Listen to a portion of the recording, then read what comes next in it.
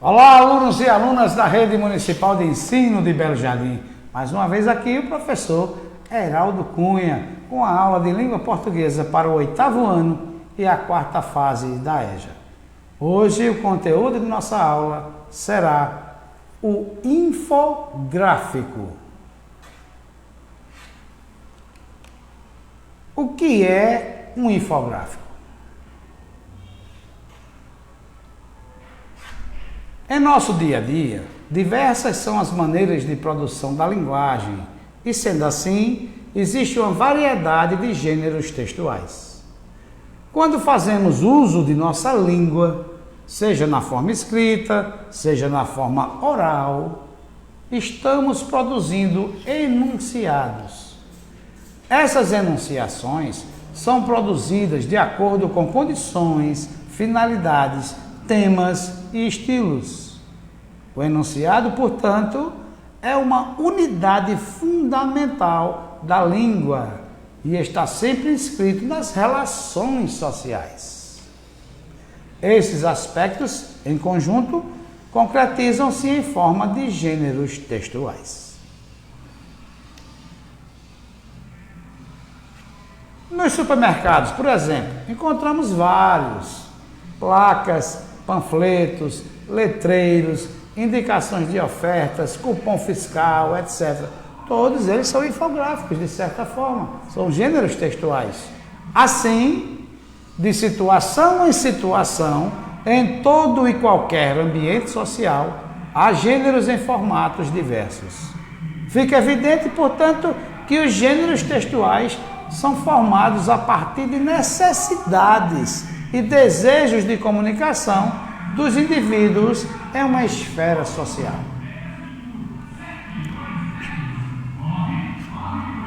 Devido à evolução tecnológica,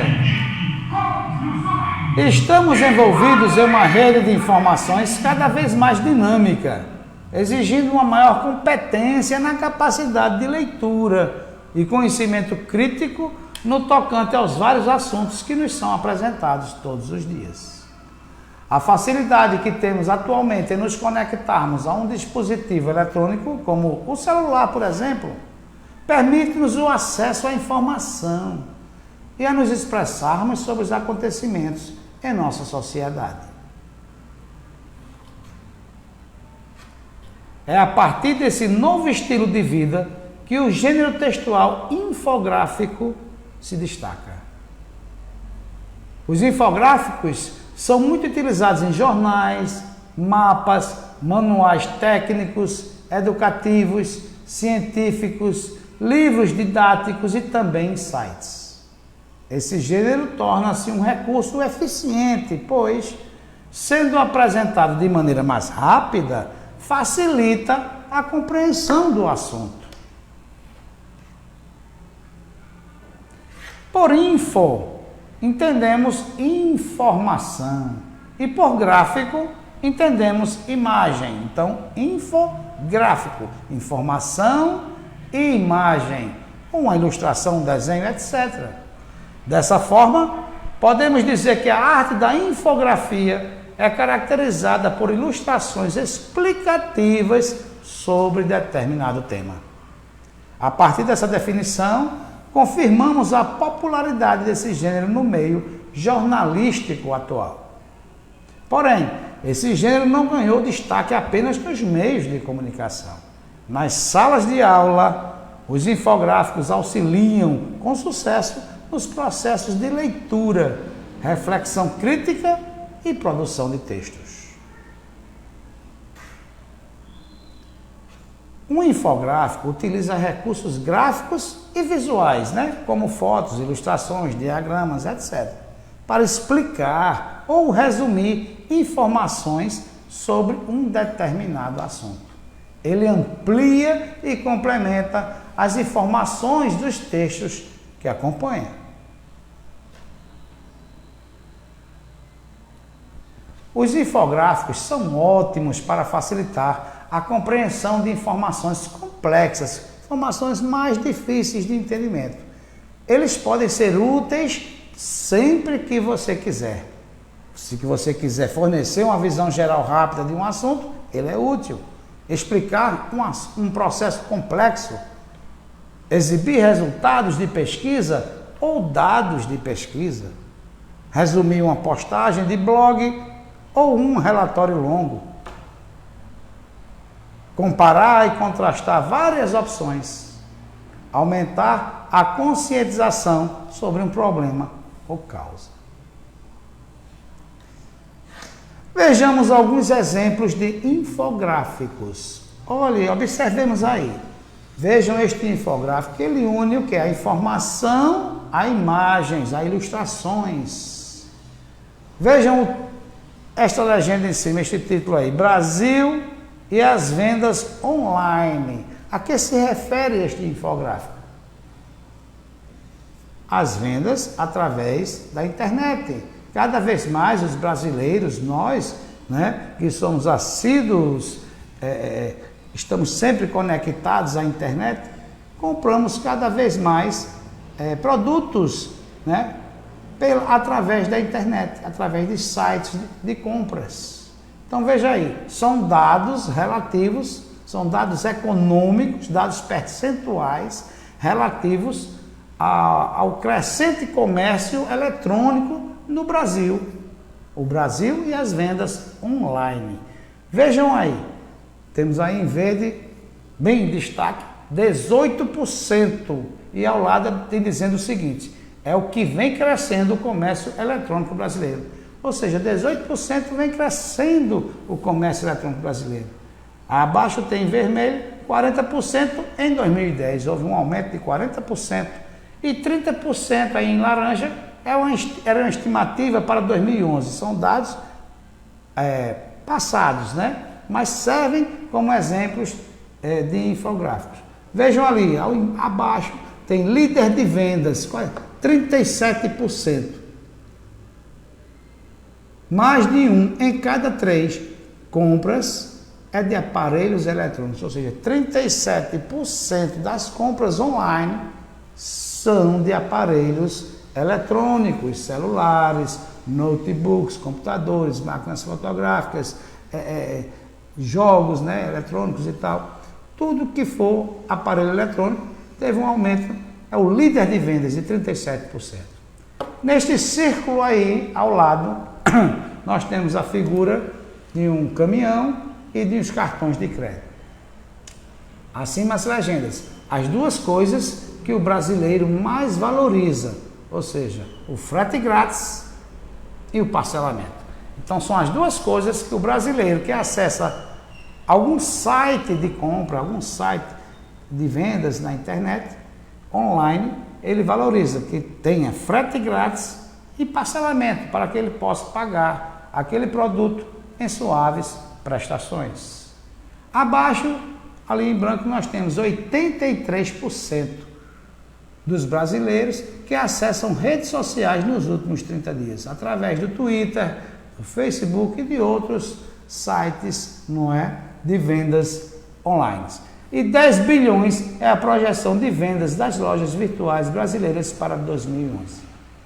Então, vocês vejam, isto é um infográfico. Nós ele reúne várias informações atreladas a imagens, a ilustrações, para que facilite o nosso entendimento, já que são dados percentuais econômicos relativos às vendas online, então ficaria chato e até cansativo só ler um texto, só na linguagem verbal, não é? Escrito, para a gente compreender todos esses dados, toda essa potencialidade das vendas online no Brasil.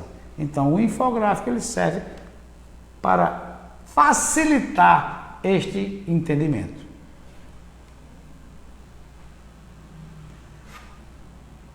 O infográfico anterior nós vimos dados econômicos, agora vamos ver dados sobre saúde. Vejam aí, olha o título do infográfico.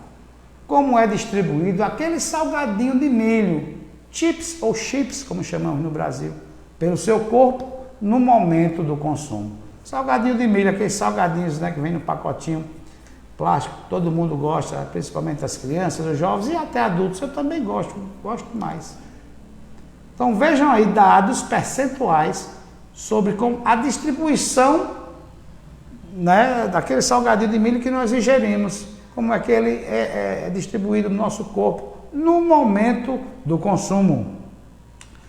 Observem aí, 35% fica colado em seus dentes.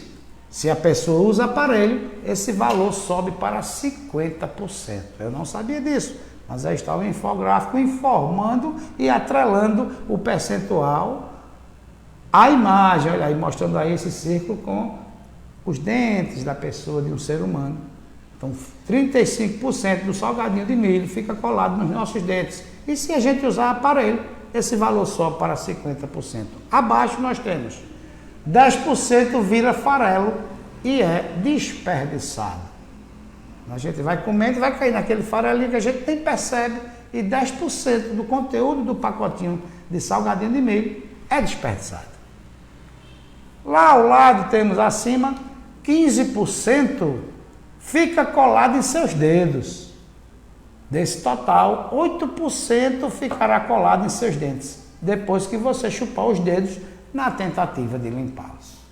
Que a gente mela, suja as mãos com o farelo e tenta chupar e tal. E aquele mais 8% vai para os seus dentes, né? Na tentativa de limpar os dedos. E abaixo, 40% desce para seu estômago. Ou seja, qual é a conclusão que temos sobre esse infográfico, sobre a distribuição do salgadinho de milho no nosso corpo no momento do consumo? Apenas 40% do conteúdo do pacote vai realmente descer para o nosso estômago. E está aí a figura, a representação de uma figura humana, mostrando os órgãos internos, e o estômago está ali apontado pela seta. Então esse é outro exemplo de infográfico informando sobre dados de consumo referentes à nossa saúde. Vamos ver outro tipo de infográfico também relativo na área da saúde, na área das ciências, na área biológica. Olha o título: Bactérias. Subtítulos: vilãs ou mocinhas? Ou seja, vilãs que fazem mal à nossa saúde, mocinhas, as bactérias que fazem bem ao nosso organismo. Então temos aí alguns textos. Leremos o primeiro. Quando se ouve falar em bactérias, a associação imediata é com sujeira, doenças e afins. Mas nem só de pontos negativos vive o micromundo bacteriano. Saiba o que são e alguns benefícios e malefícios para o nosso organismo. Existem as bactérias maléficas e benéficas, não é verdade? Aquelas que fazem mal ao nosso organismo, mas também existem as que fazem bem. Então, o que são bactérias? Está aí, ó, a representação nesse círculo de uma ilustração representando uma bactéria. O que são bactérias? As bactérias são seres muito pequenos que, em sua maior parte, não podem ser vistos a olho nu. Apesar de seu tamanho, elas se multiplicam em grande velocidade. Até 300 anos atrás, ninguém sabia da existência deste tipo de vida. Foi um holandês chamado Leeuwenhoek que as observou pela primeira vez. Então, uma informação sobre as bactérias aí. E lá em cima nós observamos as setinhas indicando as vilãs e as mocinhas. As vilãs em vermelho, as bactérias ruins e as bactérias boas, né? As bactérias maléficas e as bactérias benéficas. Estão aí, olha aí, ó, o corpo humano e a primeira, ali dizendo, ó, uma das doenças causadas por bactérias invasoras é a conjuntivite, que ataca os nossos olhos, que também pode ser decorrente de vírus, alergia ou produtos tóxicos. Então, as bactérias causadoras, agentes, né, da conjuntivite, que é uma inflamação dos nossos olhos, das órbitas oculares, são causadas por bactérias maléficas. Então, ali está indicando a posição, apontando para o nosso globo ocular, para o globo ocular, para os nossos olhos. Abaixo nós temos outra bactéria vilã, um estreptococo, fica anos na garganta, quietinho, e de repente explode numa amidalite aguda. Amidalite é uma inflamação na garganta, né? Quem aqui já não teve uma inflamação na garganta? É causada, né? Que nós chamamos de amidalite, é causada por uma bactéria. Ela é uma bactéria maléfica. E nós temos aqui, ó, na pele, já essa é uma bactéria benéfica, está em azul, é mocinha, está a letra M aí. Na pele, as bactérias ajudam a degradar as células mortas e destruir os resíduos eliminados por poros e microglândulas. Abaixo temos, a tuberculose é causada pelo bacilo de Koch. Aí está o nome do bacilo aí, o nome científico dele, em latim, atacando os pulmões. Então, vejam que esse infográfico, ele fala sobre várias bactérias que atacam, né, ou que atuam sobre o corpo humano. Algumas são maléficas, causam doenças, e outras são benéficas, né? Não nos fazem nenhum mal, pelo contrário. Vejam aí, a última é do intestino, os lactobacilos, acidofilos, são as bactérias mais simpáticas do intestino. Crescem mais depressa que as outras e dominam o ambiente, impedindo que bactérias nocivas provoquem tormentas intestinais, como prisão de ventre e diarreia. Então vejam que nós temos várias bactérias, aqui são alguns pequenos exemplos para mostrar como elas atuam. Algumas atuam de forma nociva e outras de forma benéfica. E abaixo, naquele menor quadro, o infográfico mostra quantos tipos de bactérias existem em nosso corpo. Na boca, nós temos 56 tipos em média de bactéria. Esôfago, 43. Estômago, 25. Intestino, 195 bactérias. E nas genitárias, 5 bactérias. Está ali bem pequenininho, mas eu consegui ler. E está aí esse infográfico que atrela a informação a uma imagem. Então, isto é a principal característica do infográfico, desse gênero textual tão atual, muito utilizado no meio jornalístico, em livros didáticos, na internet, em sites e em vários meios digitais.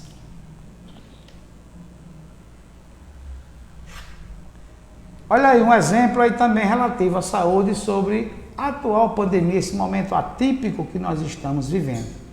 Covid-19, novo coronavírus. Por que novo coronavírus? Porque há vários tipos de Covid, né? Desse tipo de vírus coronavírus. Esse é o 19. O que é? O coronavírus, Covid-19, é um vírus que causa doença similar a uma gripe.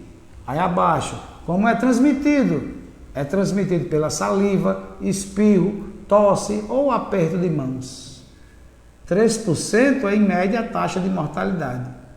E ali mais de 75%, mas eu não consigo ler porque está muito pequenininho. Mas aqui nós temos abaixo uma representação de um ser humano, né, com um lenço, uma proteção na boca ali, no nariz, já demonstrando os sintomas do novo coronavírus. A pessoa pode sentir tosse, febre, dor de garganta, dificuldade de respirar. Lá em cima tem as formas de prevenção. Lavar as mãos, higienize as mãos com álcool em gel, utilize lenço descartável ao espirrar ou tossir, evite tocar seus olhos, nariz e boca, evite o contato com pessoas doentes, faça a limpeza frequente em objetos que manuseia. E abaixo o grupo de risco, que são as crianças e os idosos. Aí tem ali ao lado, né, caso apresente sintomas, que deve procurar realmente os hospitais, né, em referências, em atendimento aos casos prováveis e confirmados da Covid-19. Este é um infográfico divulgado na internet pela Universidade Federal Rural do Amazonas. Outro exemplo de infográfico relativo ao coronavírus, a Covid-19, está aí, ó, mostrando mais ou menos o que vimos no anterior, mas com desenhos, uma apresentação diferente. Sintomas e prevenções. Sintomas, está aí a pessoa doente, tomando chazinho, os coronavírus ali, ó, o vírus lá, a representação da Covid-19 atrás dele, pessoas tosse, febre, dor de cabeça, coriza, dor de garganta, dificuldade de respirar. E as prevenções, né? Lavar as mãos frequentemente com água e sabonete, evitar tocar nos olhos, nariz e boca com as mãos não lavadas, evitar contato próximo com pessoas doentes, ficar em casa quando estiver doente, cobrir boca e nariz ao tossir ou espirrar com um lenço de papel, limpar e desinfetar objetos e superfícies tocados com frequência. Profissionais de saúde devem utilizar medidas de precaução padrão. Então aí nós temos um infográfico que resume todos os sintomas e as prevenções necessárias para que não sejamos contaminados por este vírus. Mais uma relativa, mais um infográfico que está informando, atrelando a imagem à informação sobre o coronavírus. Aí, ó, como lavar as mãos corretamente. Lavar as mãos com frequência é uma maneira simples de prevenção. Aí aqui está, nessa primeira imagem, lave bem suas mãos com água e sabão.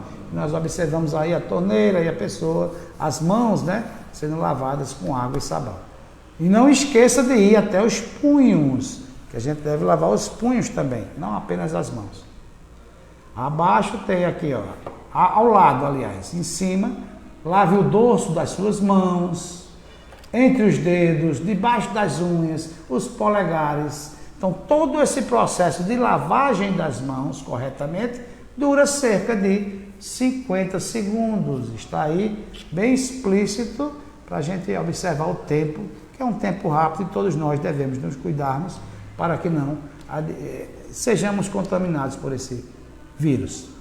Abaixo tem, após você a lavagem das mãos, seque com toalha descartável em ambientes coletivos. Se a torneira não for automática, use a toalha de papel para fechá-la. E vale também ter sempre consigo álcool em gel para fazer a limpeza das mãos quando não houver outros meios à disposição.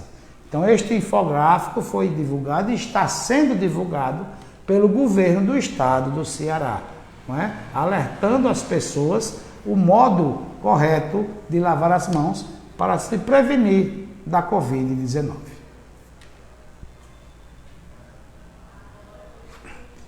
Vejam só, o 5º estudo Saúde Ativa Gerações, realizado por uma seguradora de saúde, analisou 43.641 questionários respondidos por uma população distribuída em 262 empresas clientes do grupo, em 13 capitais do país, de 2010 a 2013. A amostra é composta de 40% de mulheres e 60% de homens. O objetivo do estudo foi traçar o perfil de saúde das gerações X, Y, Z e Baby Boomers e identificar os principais comportamentos, comuns ou não, desta população segurada. O estudo permite ainda promover a análise comparativa entre os perfis populacionais de acordo com as diferentes gerações. As gerações analisadas foram classificadas no infográfico que veremos a seguir. Então, esse estudo, essa seguradora de saúde apresentou um infográfico traçando o perfil de saúde de várias gerações nossas, da nossa sociedade. A geração X, a geração Y, a geração Z e a geração Baby Boomers. Vamos vê-las. Olha aí, a geração Z. Tá vendo? Representada por esse ícone aí, essa menina sorridente aí. O que é a geração Z? São as pessoas nascidas até 23 anos. Tendência a ser mais silenciosa e virtual. A geração é retratada como tendo menos interação social, além de menor expressividade na comunicação verbal. Pessoas dessa geração tendem a dar menos importância aos objetivos profissionais, assim como se mantêm relativamente alheias à vida política. Passamos para a geração Y. São as pessoas de 24 a 37 anos. Considerada a geração do milênio, é vista como a da internet, apresentando grandes avanços tecnológicos. A geração tida como individualista e muito competitiva, que participa mais nas ações que as atraem. Pessoas desse grupo priorizam a ética e a responsabilidade e têm sede por inovação. Ao lado temos a geração X, são as pessoas de 38 a 49 anos. É a geração da tranquilidade, estabilidade e equilíbrio. Tem conhecimento embasado e profundo sobre os temas, além de um pensamento mais racional. Essas pessoas costumam apresentar mais dificuldade com linguagem visual. E a outra geração estudada foi a Baby Boomer. São as pessoas de 50 a 68 anos. São os filhos do pós-guerra, inventores da era paz e amor. Eles tendem a manter relações de amor e ódio com os superiores e agem geralmente em consenso. Geração que valoriza emprego fixo e estável e prefere ser reconhecida pela sua experiência, a sua capacidade de inovação. E abaixo uma descrição dizendo: as descrições das gerações não pretendem criar estereótipos, mas destacar características gerais que possam auxiliar na identificação de um segmento da população. Tratam-se de construções que buscam certa generalização, reforçando aspectos relevantes à discussão do estudo. Está aí estas 4 gerações estudadas, através dessa pesquisa, desse estudo de uma seguradora de saúde, a geração Z, a geração Y, a X e a Baby Boomer. Mas há uma nova geração que veremos a seguir. Em 2016, uma pesquisa realizada por um canal de entretenimento infantil de uma emissora de televisão gerou um dossiê, um documento, chamado Dossiê Globo, que apresenta informações sobre brincadeiras, referências e o cotidiano da geração Alfa. Esta é a nova geração. São as crianças nascidas depois de 2010. A geração Alfa. Se você nasceu depois de 2010, você pertence à geração Alfa. Em relação ao universo dos seus pais, a geração Z. Então vejamos a seguir um infográfico com um resumo dessa pesquisa, porque seria muito chato adiante ler todos os dados da pesquisa apenas com a linguagem verbal. Então, utilizando um infográfico, nós teremos uma maior e uma melhor e mais rápida compreensão desta pesquisa. Vejam aí este infográfico. Está aí no balão em marrom o que eles fizeram. O que fizemos? Falamos com 510 crianças de 6 a 9 anos e pais, e os pais dessas crianças. Foi uma amostra nacional, ou seja, vários estados brasileiros, de todos os estados brasileiros pegaram e entrevistaram crianças. Vejam aí, número 1, 2% das crianças foram entrevistadas lá no norte do país, na região norte. Número 2, 6% do centro-oeste. Número 3, 17% das crianças entrevistadas foram do Nordeste. Número 4, 60% das crianças são do Sudeste, da região Sudeste, e 15% da região Sul. Então, foi feita esta pesquisa em todo o território nacional, nas 5 regiões do país. E ali em cima nós temos um gráfico em pizza, que nós falamos gráfico em pizza, dizendo que 20% dos entrevistados pertencem à classe A e 80% às classes B e C. E todos têm acesso à TV paga. Então, qual a conclusão que eles chegaram sobre a geração Z e a geração alfa? A geração Z, as pessoas nascidas entre 1995 e 2010, pertencem a esta geração Z. Então, qual o perfil dos nascidos entre 1995 e 2010? São os nativos digitais, inovadores, criativos, abertos, conectados. Desejam co-criar culturas, né? Criar novas culturas, novas formas culturais, conjuntamente, uns com os outros. A internet modificou a maneira de vivermos e sermos. Não existe vida sem o computador, Google, Wi-Fi e etc. Deram destaque a uma tendência geek. Geek quer dizer aqueles que têm uma forma de pensamento, destacam o pensamento. Através dos geeks, conheceremos novas profissões e mercados, novas formas de nos relacionarmos, novas maneiras de consumirmos. Então, este é o perfil traçado da geração Z. E ao lado nós temos a geração alfa, que são os filhos dessa geração Z. São os nascidos, as pessoas nascidas a partir de 2010. Nós estamos em 2020, são as crianças, né? Você aí que está nascido a partir de 2010, você faz parte da geração alfa. A geração alfa é a continuação da geração Z. E a principal diferença é que a alfa tem tudo potencializado. Percebe-se que a maioria é filho único, terão acesso a novos modelos de educação, não há mais privacidade, criarão cada vez mais conteúdos, são exibicionistas, buscam experiências imersivas e interativas. Então, este é o futuro da geração, da sociedade humana, a geração alfa.